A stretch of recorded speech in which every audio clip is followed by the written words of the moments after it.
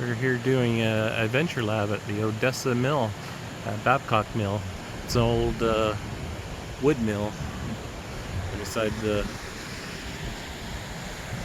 river here.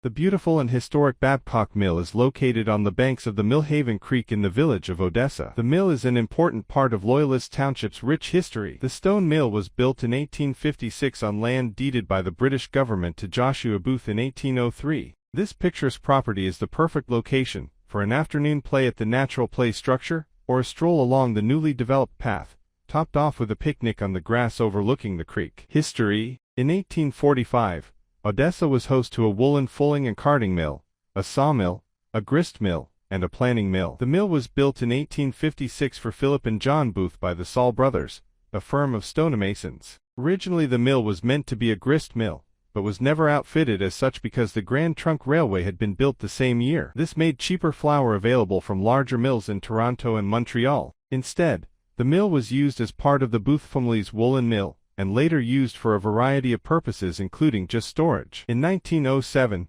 John Babcock acquired the mill and installed line shafts, pulleys, belts, and basket-making equipment. The Babcock mill became the only water-powered mill used to make baskets, and the baskets that John Babcock designed were known as Better Baskets by Babcock. John was granted 2 patents for his baskets, one in 1915 and another in 1919. In 1926, the mill was redesigned and the energy generated used to power both the mill and a generator. At that time, the mill provided enough energy to power the village of Odessa. Purchased by Loyalist Township in 1977, Babcock Mill was restored and opened as a museum to the public in 1985. Aside from hosting school tours a few times a year, the mill was officially closed to the public in 1992. The mill represents the technological evolution of power, from water-by-water wheels and water turbines, steam power, and electrical power.